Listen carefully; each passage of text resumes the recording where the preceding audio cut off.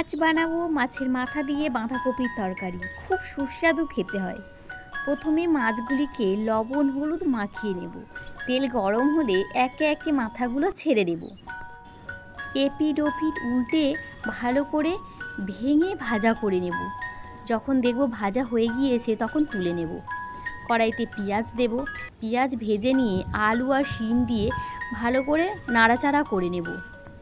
তারপর টমেটো দিয়ে দেব, সাথে তেজপাতা আর পেঁয়াজ পাতাগুলো দিয়ে আরেকটু ভাজাভাজি করে নিয়ে বাঁধাকপিগুলো দিয়ে দেব। বাঁধাকপিগুলো ভাজা হয়ে এলে আগে থেকে বেটে রাখা আছে আদা রসুন আর কাঁচা লঙ্কা, সেই পেস্টটা দিয়ে দেব। 2 চামচ হলুদ দেব, ভালো করে নাড়াচাড়া করে নিয়ে পরিমাণ মতো লবণ দেব। ভালো করে কষিয়ে অল্প পরিমাণে জল দেব। মাছের মাথাটা দিয়ে দেব, ভালো করে ফুটিয়ে নেব।